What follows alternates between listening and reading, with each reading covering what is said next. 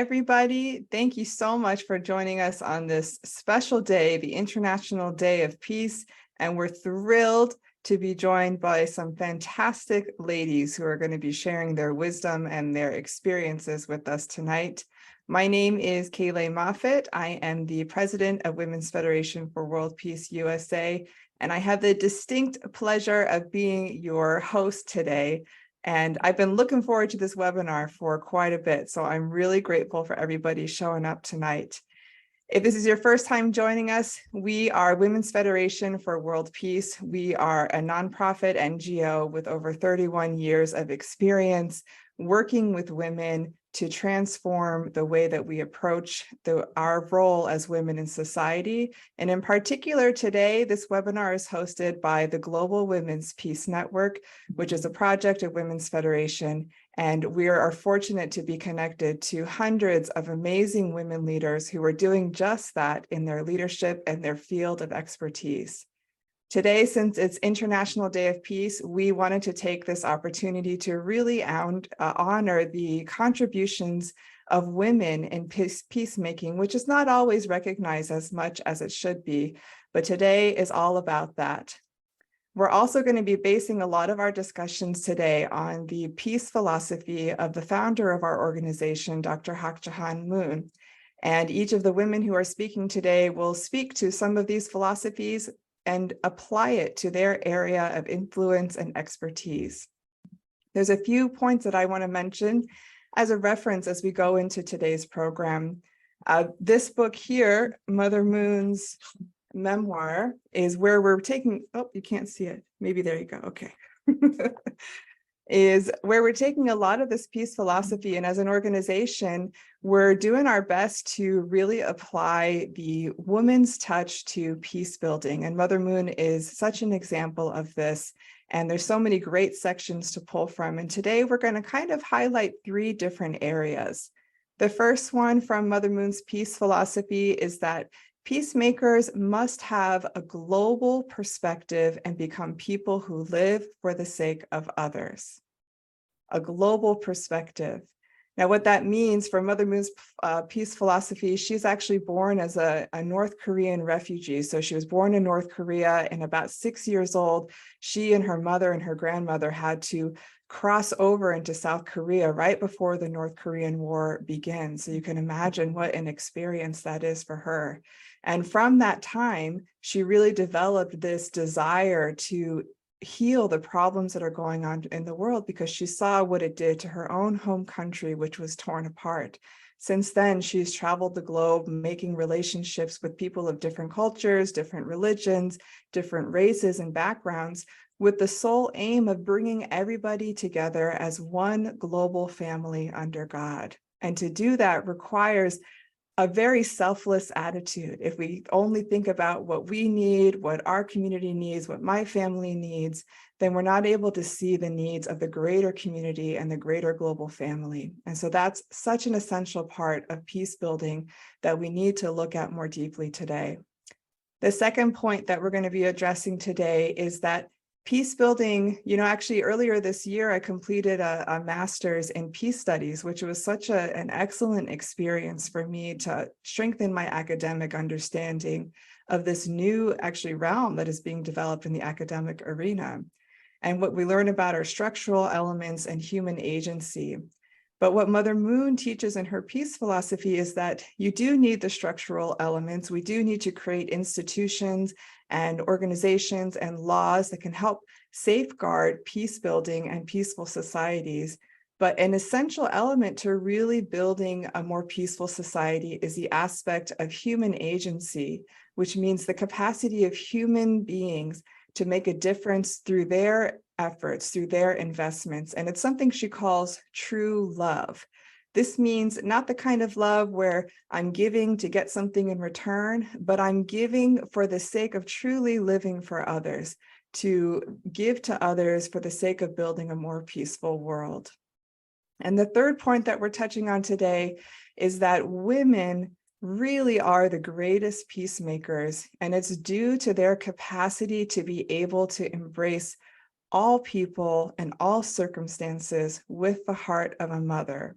And I want to qualify here that although many of you here may be mothers, we truly believe that women, whether or not you are a mother, have this capacity to embrace all circumstances. You know, as a mother, you have to digest very difficult and painful moments and try to march forward with grace and with inner peace, right? And it's the mother who can embrace a child, even if they do something unlovable. It's the mother who can embrace them and forgive them. If we could apply this kind of heart to all of our conflicts in society, we could really see a healing amongst the many divisions that we see going on, especially in our nation today. So that's just a little bit of a highlight of some of the things we're going to be covering today. But I'm really thrilled to be able to hear from our speakers who have such vast experience. These are our peace warriors here today that we're going to hear from. And our first speaker today, I'm very excited to introduce. It happens to be a special day for her, and I hope she doesn't mind me mentioning, but she's with us on her birthday and International Day of Peace, which is probably the most fitting day for her birthday to celebrate this woman. Her name is Dr. Esther Davis. She is the host and producer of the Esther Davis television show, currently available on YouTube, dedicated to encouraging positive activities for the sake of a better community. Dr. Davis is also a staff writer for the Dallas Post-Tribune newspaper and other print and online publications. She earned a doctorate in religious studies in 2017 from Grace International Seminary in Dallas. Her deep faith in God and sincere Christianity have always been front and center in her public activities.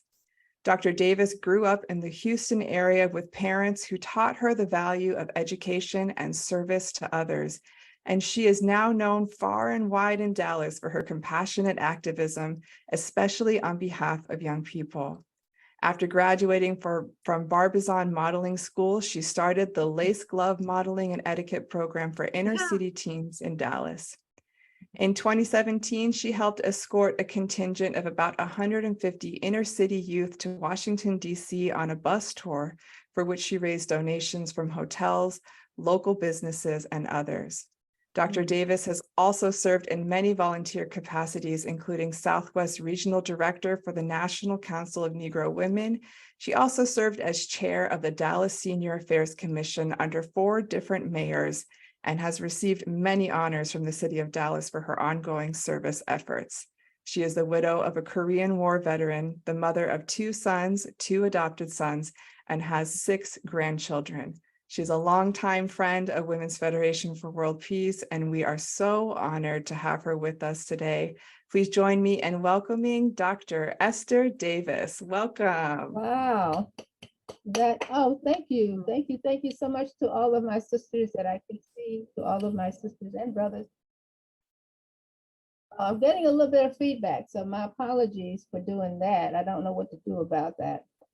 The sound on our end is totally fine, so we're okay. Okay, so I'll keep going. I am delighted to be here.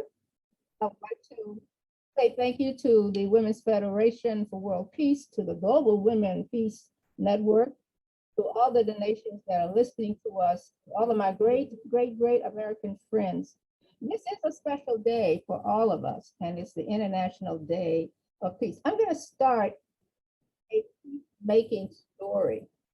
I have these 5 grandsons, and that's why I admire Mrs. Moon so much, because when you have 10 children and 40 grandchildren, you're definitely a peacemaker. But let me tell you this great little story. I have these 5 grandsons, and we are a sports family. Everybody plays a couple of sports. My grandson number 3, that's Jonathan. Jonathan is now a coach and teacher in Katy, Texas. But when he was about 10, 11 years old, he was told that he had to bring his grades up in school in order to stay on this team. He's about 6'4", I think. He and I came up with a thing. I said, I'll tell you what, I'm going to help you with your homework, and so you can get this grade up, and because I want you to go ahead and play basketball. But here's the catcher. At the time, he was living in Katy, Texas with his parents. I'm in Dallas, Texas. And I don't know how this all got started, but all of a sudden the telephone bill was over $400 because we were getting his homework at night before cell phones. So finally, he and I had a discussion. I said, somebody's going to have to pay this bill because we're going to have to stop getting your homework at night. And he says, oh, wow. You mean we have to pay for this? I said, yeah, we do have to pay for this. Somebody has to pay for it. So we ironed out a strategy to, I paid the phone bill, of course, and everybody was happy. But mothers are natural born peacemakers, peace givers. So I think it comes naturally, even with the founder. I'm in awe, absolutely in awe about what Mrs. Moon has done with 14 children and the grandmother of 40. That's a big accomplishment right there, just in your household. So one thing I want to leave with the group and with the audiences tonight is you can make an impact. It's no little impact, it's no big impact. I have had children in the South Dallas area most of my life. Actually, I'm a musician. I was supposed to be a concert musician, and I got involved with children. My appointments by mayors have all been with children, two extremes, really, young people or seniors. I was chair of senior affairs for the city of Dallas for 8 years. And that was a peace building process because the mayor at that time was a female, Laura Miller, and she wanted seniors to be active in their communities. I wanted a playground in every community in Dallas. You know, that didn't go over well. But the playground was a senior playground that could be put in our parks here that we already had. There are models around the country for doing that. We did not get it done per se, as I really wanted it to. But what we did is move, I waited for the next mayor to be elected, and then we were able to get some of the things in place for seniors. This is, don't want to leave without leaving something with you that I think works. If we're going to be peace builders in the 21st century, you can start your own programs. And I've done that several times. Other friends have been able to do that. And you start a simple program that you can master in your neighborhood, in your street, in your homeowner association, in your church, that you can, where you can follow. And when you do that, you're building your own destiny and you're building your own dynasty at the same time. I have to admire, and I have to go back to the founder of this organization because I keep writing down things that Mrs. Moon said. And one of the things that she said is that every one of us need to feel deeply grateful for being born. This is my birthday. So my mother shared with me before she passed away that she was told she could not have children. Now, I'm talking in the 40s or 50s after the war. And that a doctor had actually told her she would not have children. And they were married 10 years before I came along. If I tell you I am an adored child, believe me. So what happened is that she always explained to me that I expect a lot out of you. I expect she had great high expectations. So with my children, I did the same thing. And with my kids, I did the same thing, whether they thought they could do it or not. My greatest, I think, is probably my greatest contribution has been 188 voice choir that that was read about me earlier. Because our children in poor neighborhoods don't go outside of their neighborhoods. They don't go to North Park Shopping Center. They don't go to the neighboring state. They don't take trips. So we start taking this group of young people out of the state of Texas every year for 10 years. Had a great experience. What's happening now, Esther Davis? Well, right now they're coming back to me. And I'm invited everywhere. I'm invited to the police ball. I'm invited to the fireman's ball because I knew them when they were being born and growing up. I think our leader, And I have met her, I have seen her. I think our leader is way, way, way ahead of her time. And she really is. But when I say ahead of her time, I mentioned earlier, we are a sports family. I'm trying to keep track of my time. We are a sports family. So what happened in our family about 10 years ago, we had an exchange of soccer. Soccer is big all over the world. And I'm going to ask the audiences to think about what sports can you participate in that includes all of the coaches, includes all of the parents. And we have blended families everywhere. Now, remember, I live in Dallas, Texas. I tell you, we have blended families. We have all cultures here. The children get along just fine. It's the adults that have a little bit of problem. But with what Dr. Moon, Mrs. Moon has done, there is 40, she has 40 grandchildren. I can't even imagine their household or family reunion. But what I can imagine is the fact that all of her children get along. And all of her children are doing well because of that one person at the top who is the model that makes it all work for all of her children. We hosted soccer teams in our family for years. And it was a family exchange. So the teams would come over from the other countries. Families were sign up to take care of them when they were here, while they were here playing soccer. The most amazing thing is that the children would sleep together, these little boys, sleep together, eat together, and nobody spoke any English. When they would go outside, they spent most of their time outside. We live on a large area here.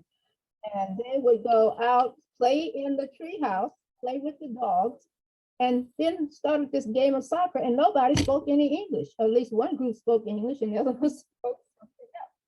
It was the most amazing thing you ever wanted to. And what I wondered about that is, why can't our world be that way? And it can be. It can be, if we put in more programs.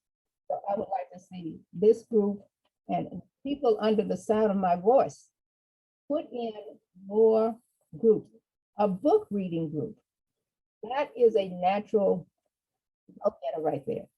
The other thing that can be started, and these things start very, they're like a seed. They start very, very small. And before you know it, you're over your head in that with children, all with groups. That is the way to build and to impact our world to move and go forward. I think we can do it with sports. I think we can do it with the books. I think we can do it with we don't have this day, like today, the International Day of Peace. Can we have a week of peace? And maybe by the time I'm 95, can we have a month of peace? So I had one other note to mention about of course, about the founder. Realizing, one of the notes that I read through was realizing a culture of peace. In our world, we have to speak louder than anybody else. I'm in the media world. So if I want to get across a point, I've got to bring in all of my other friends from the other media worlds. And we all say the same thing. And the more you say it, the more it's going to resonate with somebody. So that's my total contribution to this day. I think my time is up. I've been trying to keep track. And I'm delighted to be here because today is my birthday. I could not think of a better place to be than with you celebrating the impact of the Mother of Peace and participating in a webinar commemorating the UN International Day of Peace. Let's work on getting a week of peace. Thank you. Yes, amen. Thank you, Dr. Davis. That was fantastic. And what we can tell from your stories is that you really are exemplary in modeling this kind of peace building work. Everything you touch, right? Everything has, what I can feel from you is this motherly touch. You're Right. talking about how the family, the mother plays that role in the family, but you've been this kind of motherly figure for so many in your community, with your playgrounds and with the youth. And Right. we're so grateful for your example. So let's give her another round of Oh, wow. Thank applause. you. And for being here on her birthday and celebrating with us. We're so grateful. Thank you My so pleasure. much. My pleasure. Thanks for having me. Yes. We're going to hear again from her in a little bit when we do our roundtable discussion, but we are going to welcome our second panelist today, who is also a longtime friend and leader of our Global Women's Peace Network. I'm honored to introduce Ms. Gloria Peterson. She is an author, speaker, and trainer, and is the founder and director of Global Protocol Academy, LLC. Her dynamic presentations have inspired audiences to handle professional and social situations with class and finesse for over 3 decades. She has written a 4-volume professional development book series, The Art of Professional Connections, and recently released her 5th book, Mindfulness and Health Watch, your 2023 weekly journal. She wants you to discover how to make your challenges work for you, not against you, and acquire the tools to help you achieve success beyond your personal and professional expectations. Ms. Peterson is a sought-after speaker for media and panel discussions. Since the beginning of her career, Gloria has been featured in worldwide newspaper articles and continues to be a go-to person for newspaper, television, radio, podcast, webinars, as well as a guest columnist for print and virtual business magazines coast to coast. She is a GWPN Her Story recipient and helped organize the GWPN's monthly Tea with Intentions with her buddy, Glenda Lambert, who we'll hear from later. And she has participated in the Mother of Peace book club and got CBS News to cover the 2022 Bridge of Peace ceremony, an inspirational event. She continues to do what she can to enhance Mother Moon's good works, and we are so grateful for her contributions and so happy to have her with us tonight. Please join me in welcoming Ms. Gloria Peterson to share with us tonight. Welcome, Gloria. Welcome, Gloria. Thank you, everyone. With that, I thought, oh my, I got to live up to all that. I just want to say, when I was first invited to join the Global Women's Peace Network, I had no clue. Linda knows that. What is this I'm asked to join now? And when Dr. Susan Taffler said, well, Gloria, just do it. Well, if you know Dr. Taffler, you just do what she says to do, and it always works out great. But one of the first things I did when I joined is they had a book club. And I thought, well, if I'm going to really participate in this and understand it and be a good contributor, I have to understand what it is I'm a part of. And that was eye-opening. It was so eye-opening. I read her entire book through this book club. I shared my viewpoint, and sometimes my viewpoint comes from left field, so I will prepare you on that one, because I just process things sometimes differently. But as I read it, I had my yellow highlighter. I'm not a ebook type reader, because I have to have my yellow highlighter, and I have to highlight immediately the things that just hit the note with me, if you know what I mean. And one of those was this one. And I quote from her book: God's dream is for all people in the world to live with gratitude in the peaceful, happy realm of God's love. And I thought, wow, I just wrote, and that probably helped inspire me to even write a journal on gratitude. And I was dealing with a lot of my own difficulties in my personal life that I needed to get through, and I need to get a handle on, and I need to let them not beat me. And I found that to be a path to do so. But you know, as I read it this time, the other thing that came to mind, and this is going to be me coming from left field again, probably, but I think to really focus on peace, and to engage in peace, and to serve the world in a peaceful way, there's something else we need to deal with. And we've got to try to override the hate mindset. It's so out there, the bully mindset, the hate mindset, that's huge right now. And if I can use my book on gratitude, mindfulness, and influence somebody's mind to think differently, we can't change the way people think, but we do have something that's way more powerful than trying to change people. We can influence them with our words, and with our behavior, and with our example. And to me, that's powerful within itself. And you just don't know what one moment will lead to into another one. But that's one of the things that I have 9 grandkids. I do know a couple of my grandchildren are dealing with this very thing of hate. They're dealing with the bullying. My granddaughter, 15, even talked suicide at one point. I thought, oh my God, what is going on here? How do we do that? And this is a world thing. This is an international thing. This is not a local thing. And I'm sure as Glenda comes on board here as a teacher, she can share maybe a little bit more about that. But anyway, that's probably going to be my bandstand, if you will, is to find a way in my own work and the way I approach life to help override this hate thing, this bullying thing, the best way I can. The other thing that I really liked in her book, and it's actually a South Korean or Korean philosophy, and I hope, Ria, I say this word correctly, so if I don't, correct me, Chiambak.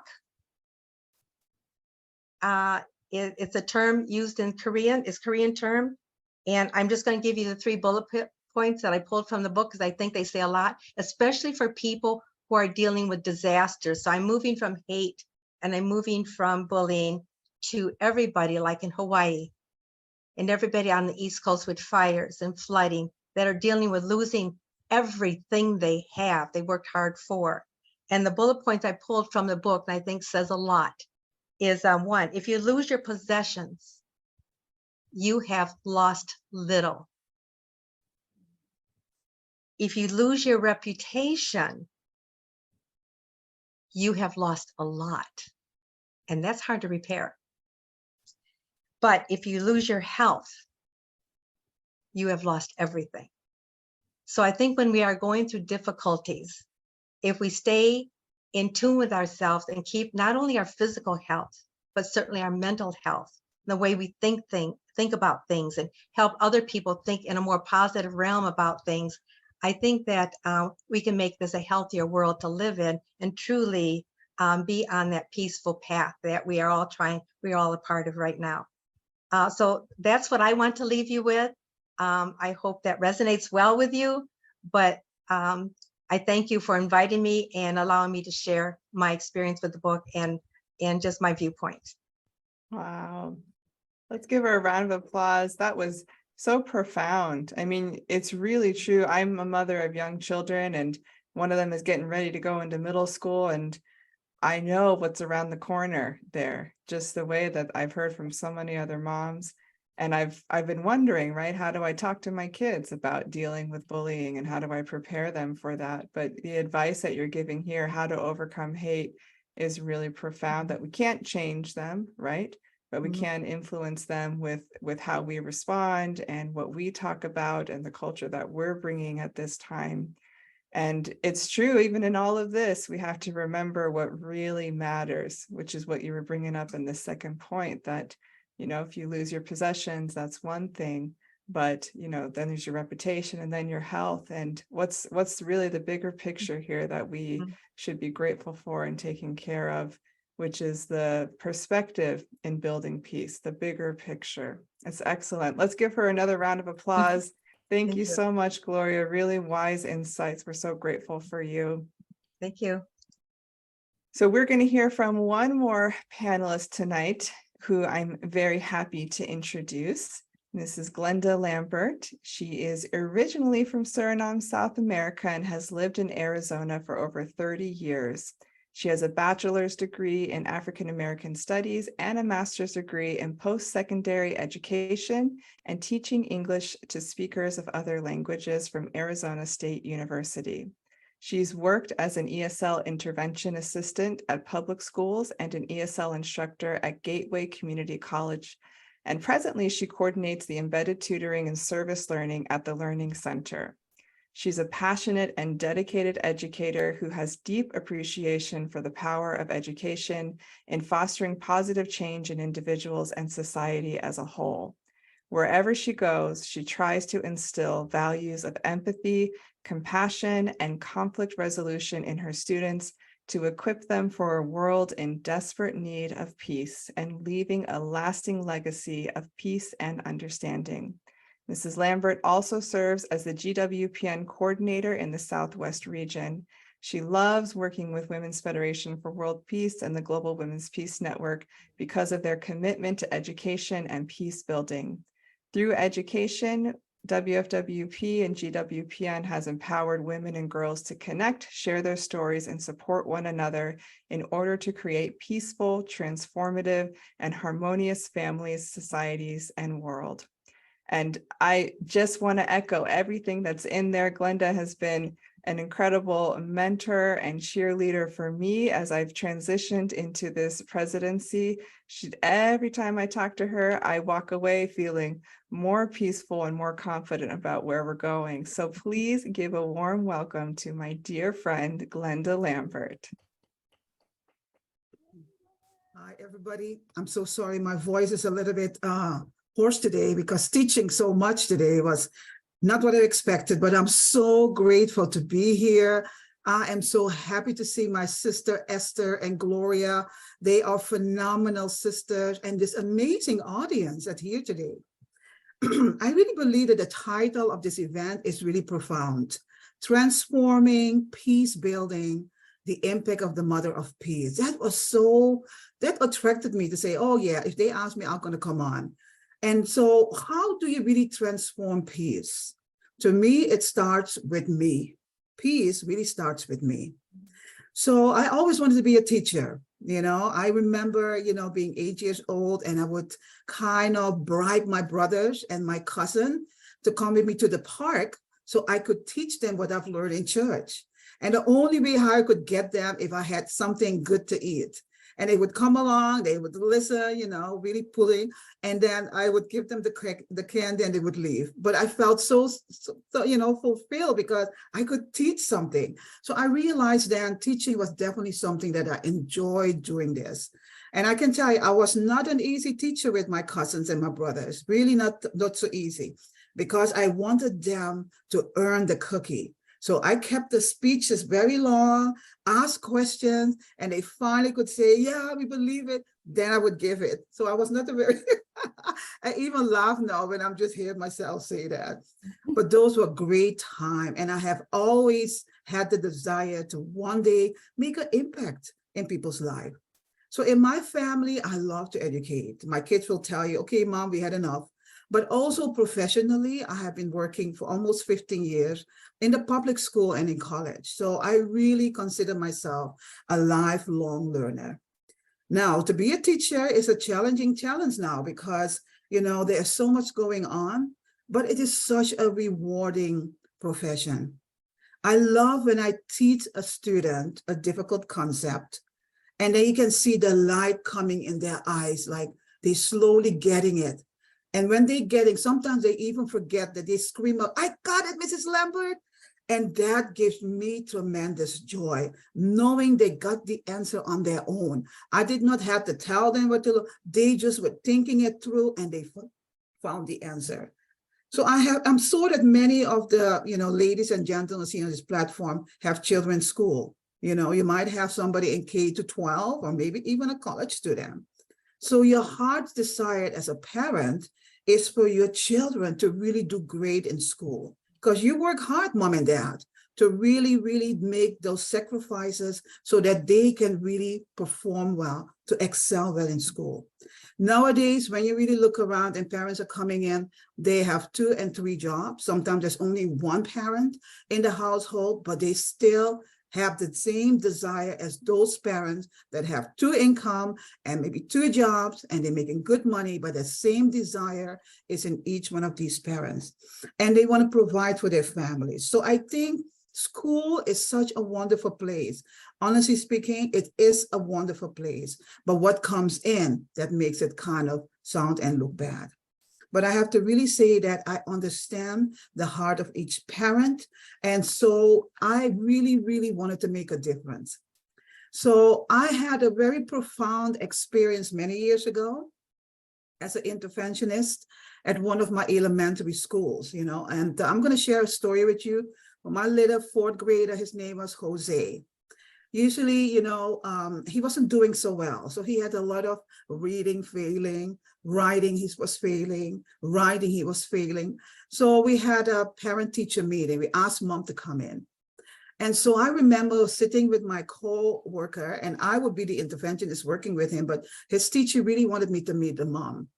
And so when the mom came through the doors, I looked at her face, shining like a sun, so proud of her son. And I was like, wow, such a beautiful face. And she came and she was so happy to be here. And I was thinking, does she know why she's here? That her son is not doing so great. But anyway, that's what it is. And so we had a translator, a Spanish translator, because mom was speaking Spanish, so couldn't understand the English so well. So I said, well, thank you so much for being here. I explained to her. And then I said, look at his report. So mom, I really want him, to understand that all of these things, English failing, writing failing, reading failing, I really want to help him. And then the mom came suddenly and said, very good, fantastico, fantastico, fantastico. And I was like, what? So I'm looking at the translator, and the translator looked at me and she said, explain to the mom that, mom, it is not fantastico. It is in the Spanish word. She explained to mom, he was failing. But what happened? Mr. Jose was telling his mother that the failing meant fantastico. So I have to tell you that moment when I was looking at the mom's face, from this bright, shining, happy, proud face, it went into shock, not understanding, sadness, and then, of course, anger. And you know what happened when we get angry? We want to lash out, which she did right in front of us, smacked him in front of us. And of course, we had to work it. And I was so impressed, not because it was the first time that I see parents getting upset with their kids, but the way how mom's mood changed from this happiness to this really anger really touched my heart for some reason. And so after we had the meeting, I talked to Jose. Jose, did you know what you've done to mom? And he understood. He heard mom's heart.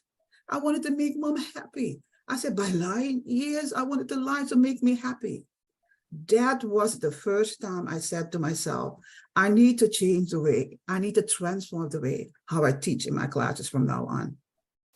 So I had to really, really work on myself, because before I really had this incident with the parent and the child, I did my job as a teacher really much like automatic, teaching the academic knowledge, making sure they go to the SIT or SAT, how they call it nowadays, making sure that I have good class, all the things that you learn in school, you want to do well. But it was so kind of structured and so cold, because you needed to get them through the next level. Push, push, push, drill, drill, drill. That is what I was taught to do. And I was successful. I just don't know if I managed, to really make them really successful. But I pushed them through. But at the same time, too, I was making a very big mistake. I realized that I was looking at being a teacher as a job. I realized in that time that my teacher, being a teacher, is truly a mission to transform children, their minds, but even more their hearts. And to be the kind of teacher, I had to change my classroom environment. That means I have to bring in elements that it is not like, before you have the 4 different groups and everybody red and green and yellow, and the kids knew already, if I'm in the yellow group, I'm an okay student. If I'm in the red group, I'm not doing good. If I'm in the green group, I'm the, top up here. That went out. I started really investing in my children, something different, something like, my door is always open when you have a situation. You can come and talk to Mrs. Lambert. Or I really started pushing in a wonderful artistic way that learning is fun, is beautiful. How can we support each other? I'm starting pushing more for nurturing events, respect, service, safety. But most of all, I felt that my kids needed was a growth mindset, not the fixed mindset, but a growth mindset. a kind of mindset where they could feel that if something get tough, I'm going to roll up my sleeve, we're going to all work together, and everybody is successful. So that is the way how I started working my classroom, and it was wonderful, wonderful atmosphere. Almost you can call it a culture of peace. So pandemics came now. We all went online. So what happened? That connection that I had with my kids turned into something different. It was almost like, you know, you're working now online, you have to try this. It wasn't the same as before. But I have to say it was even more difficult for families, for our students, but more for teachers. And I can tell you honestly that internally, it was really affecting me. I saw many of my friends who were teachers couldn't deal with all the new and the more demands, more, you know, on computer technology, more teaching, more professional development, more that we must have to go through, even though it really felt like we were spending less time with our students. And many of them left. And I can tell you, I was almost on the bridge of leaving too. But then a miracle happened. And that miracle was during the time where I was really considering, I always felt I was kind of in a darkness, you know, I was waiting for some light to hit me, to give me back the hope, so that I can give that hope to my students, to my family. And that was when I heard that, Glenda, I got a book for you from Mother Moon called, what's it called?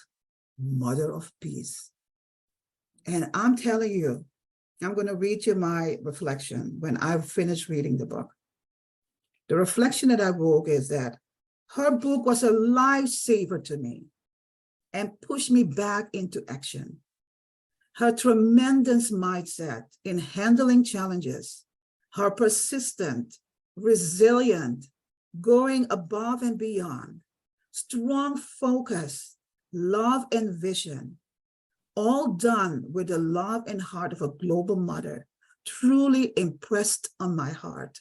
It's almost like a pipeline hit me and gave me back new life. She visited so many nations and brought hope and God's love to any sector in the world. She was like a lighthouse, giving out light in the darkness of night. That is the kind of mind and heart I want to inherit. Have you ever read her book? If you haven't, maybe today is the day for you to try to get it, because it really will, will show you something that you have been searching for, and that you will find it maybe in the book. Because for now, this book is not just a book I put up in my little library and I'm done. This is a reference book for me. Whenever I'm dealing with situations where I feel like, hey, what could I handle? Hey, the book is over there. Let me just open it up and look at some of the chapters and find something that I really like. I go in there, let me see how did she handle it? And then I'll figure out how can I work in that way. So yeah, I'm telling you, it wasn't easy. I wish I could even share more stuff. There's so much that I want to share with you all, but I know we're limited in time and I want to respect everybody's time. But I want to close with this. Do you remember Jose, my fourth grader? Well, Jose today is now a college student working hard towards a degree. His mother is over the moon. And I can tell you, reading Mother Moon's book has deeply transformed me internally as a teacher, not to really teach my children with all the academic requirements or the knowledge, but I also artistically can truly transform their small heart into something bigger and more beautiful. And with that, we can truly make a change in the world. So thank you so much. I know now what my mission is. It's not anymore my job. My mission is now to be an educator in making this artistic impact in the lives of our children, in the lives of our families, in our communities, in our societies, and hopefully in our nation. Thank you very much. Wow. I'm speechless, Glenda. That was so profound. And you shared, so authentically from your life experience. Wow, let's give her another round of applause. I could tell from all the faces here. Really, really so impactful. Thank you, Glenda. Whew, we got so much wisdom given to us today. I feel so full up. We have a few minutes here that I want to bring all these ladies back on the screen. And while you're coming up, Gloria, I wanted to show you this after your talk, but I don't know if you can see here. My book, my cover, see all these little Post-its? That's how I have gone through it, is when I'm struggling, I just flip open to one of these Post-its and I can read whatever I've highlighted, just like you. And then I can reflect on myself and adjust from there and kind of figure it out from there. Wow, I'm so grateful by the wisdom from this call, truly. And I want to just ask each of you, the title of this webinar is Transforming Peacebuilding. And I think each of you represent this woman's point of view, which I feel is desperately needed at this time when we think about what's happening in the world and the society. But I'd love to hear from each of you what you feel like women uniquely offer to peace building, whether that's in the family, whether that's in society or in leadership. But I'd be really curious to hear what comes up for you when you think about the impact of women in peace building. Does anybody have an idea that comes? Oh, all right, go ahead. Idea, because I have this philosophy we did a series on a little while ago. It was love thy neighbor. And again, I'm in Texas and everything in Texas is changing. Our neighborhoods are changing. Mm-hmm. We have a homeowners association. It is changing. And so if we can start at home and with our neighbors, just love thy neighbor, and go back to some of the things we used to do, that's transforming, and you make an impact on that child's life when you do that. And that's a child in your neighborhood that's going to grow up, hopefully, in your neighborhood. And you have the opportunity to influence that child in some sense. Right. I'm going back to Mrs. Moon, because I call her, the audacity of Mrs. Moon. The audacity is the fact that we raise our children and then we decide, okay, they're gone now, I'm done. No, you can do this again, because it's so rewarding. It is absolutely the most profound enjoyment you're ever going to have. So, and I always use my neighborhood. My neighborhood is a mixture of everything. I am about 5 miles from downtown Dallas and to the airport, Love Field. I mean, it's an inner city community. So, my goal is to do exactly that, is to get to know the kids. And I've almost gotten to know a few of them, because I still have that treehouse in my backyard. So this young Latino told me about a year ago, he says, I can get in your treehouse. I said, no, you can't, but you cannot climb my fence. You're going to come to my door and knock on my door and say, can I get in the treehouse? But anyway, the other thing I just want to mention is a week of peace. Can we move to the next level? I don't know if we can or not, but for years I participated in the Fashion Week, and it's almost a 2-week thing now. The Super Bowl is a 4-week exercise now. Everything has grown. So my question to you ladies and to this profound audience is, can we just move along to another goal? That's a good. Yeah. Great. Here. Agreed. Good to hear. Yeah. Well, I want to say that I always go for the tea, okay? Because I really believe, and it is from my grandmother, whenever the women came to her house once a week while we're in school, they met for tea, and that's where all the problems, the world situations got solved. So I'm really big on, if I have a very difficult situation or I need to do something, I say, hey, let's go and have some tea, or maybe we can meet over tea and we can really talk about it. For some reason, that is what I really, really push for my ladies. Sometimes they come and say, I don't know what to do with these kids and everything else. I say, buy a nice tea set, get some wonderful tea, put them in the corner, invite them to the tea, have a little tea ceremony, and then have the really good talk. it really brings solutions. And I really have to say that. And I think that is why myself and Gloria really said, okay, we're going to do this tea with intention, and it stayed good for 2 years until we said, okay, well, it's going to continue. But I really believe in getting together over something to eat or to drink and have a wonderful, kind of, hey, I love you, I love what you're doing, but can we really talk about this real stuff? So that is a good thing, kind of a softer kind of way how you want to lead. That is just one of my points. Yeah. I'd like to talk about the power of the smile. Wow. Wow. And the reason I'm going to talk about that is I felt very, very embarrassed by my own smile growing up, because my dad always told me I had an ear-to-ear smile. That must be a bad thing. And then as I grew up and became an adult, I got the other kind of response to the way I smile. But my point is, international, global, it's in our backyard. It's at church. It's at the shopping center. You don't have to travel abroad to come in contact with people from other cultures and to be faced with language barriers.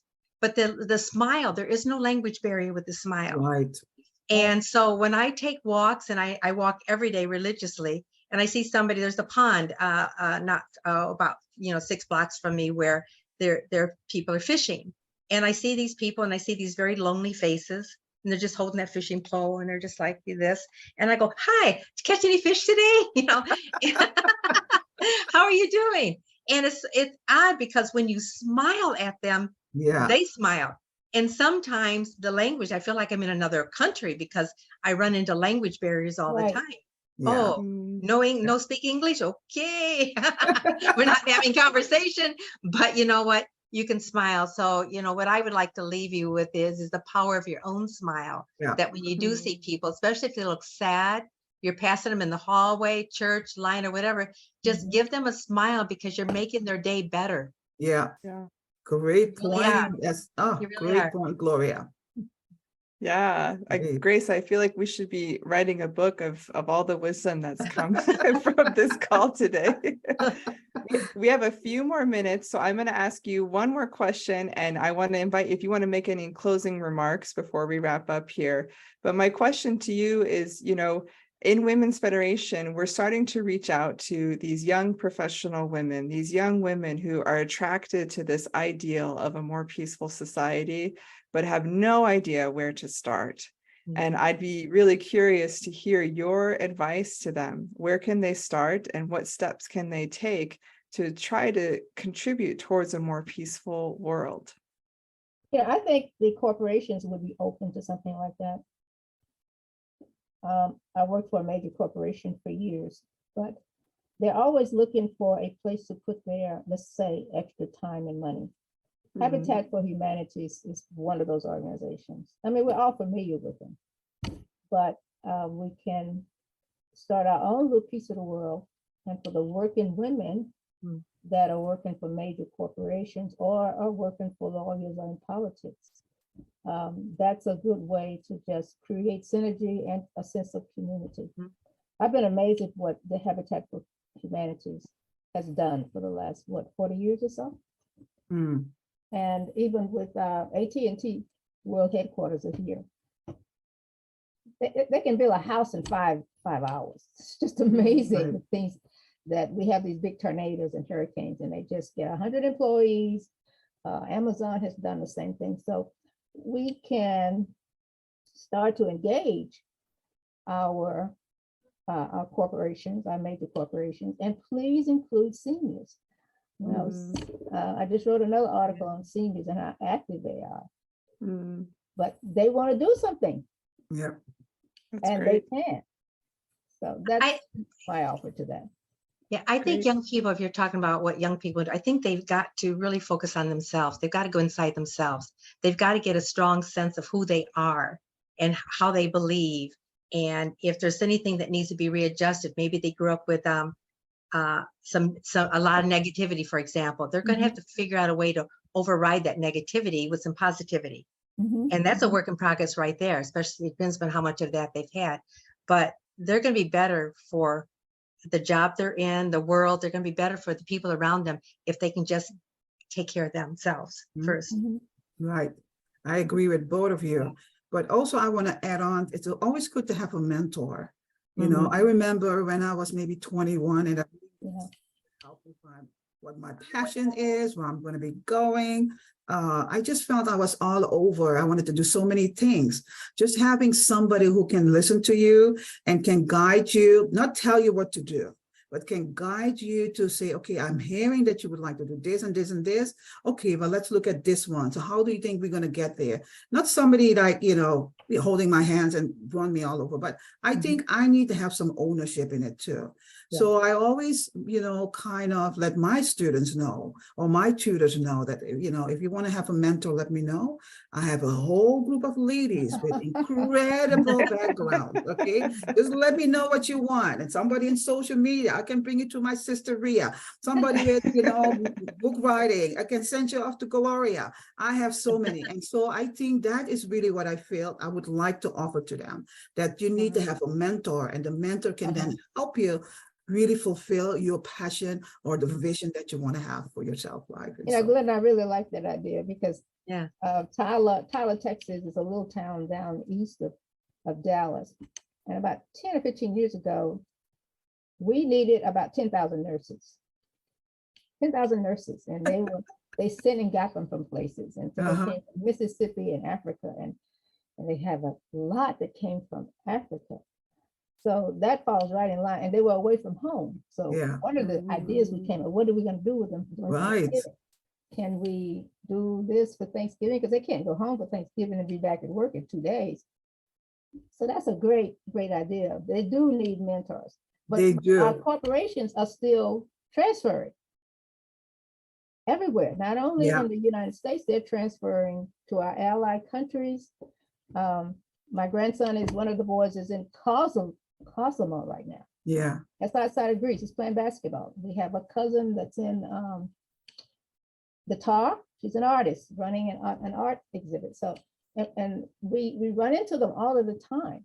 So they do need good mentors. That's a good way. And they'll go to work and do things that you ask them to do.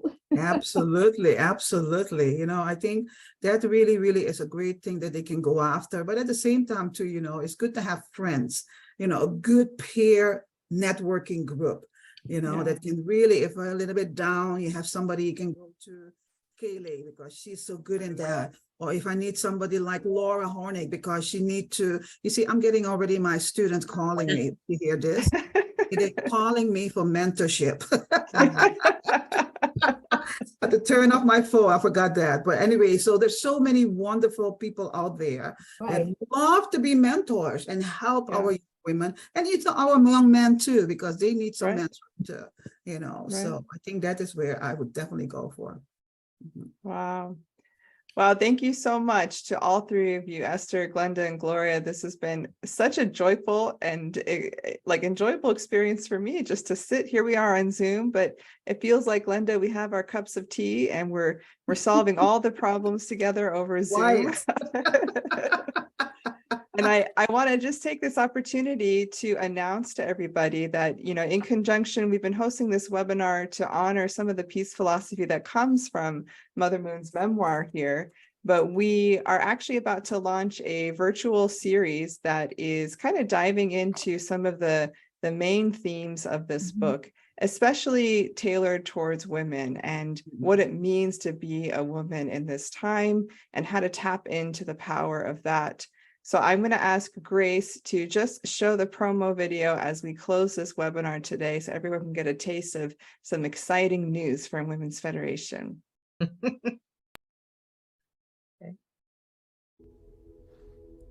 What is womanhood? What does it mean to be a woman? We are daughters, we're sisters, wives, mothers. We are women. And it's time to awaken what it means to be a woman in her fullest form. Women's Federation for World Peace USA invites you to join Wholehearted, a 7-week virtual series based on the incredible insights of the Mother of Peace memoir by Dr. Hak Jahan Moon. Peel back your layers, embrace your authentic self, unveil the essence of womanhood, and join us for Wholehearted. Wow. Fantastic. Yes. Wow. I signed So- up, by the way. Thank you, Glenda. Glenda's helping us with it too, so she's Wow, got yeah. double duty. So everyone here is invited, and we're going to be doing this starting October 5th for 7 weeks. And of course, if you can't make all the live sessions, you can watch the recordings later. But we're really trying to dive into some of these incredible points that all of you have brought up in the webinar today about how to apply it in our personal lives. Like Glenda was saying, peace starts with me, really. And Gloria, you were echoing this point too as advice for young women. So we hope that those of you who are interested can join us. And again, I want to thank our 3 wonderful ladies. Let's give them one more round of applause for giving up their evening and sharing such profound wisdom with all of us. Thank you, everybody, for joining us for International Day of Peace. We hope you have a wonderful evening, and we'll see you next time. Bye. Thank Thank you. you. Bye.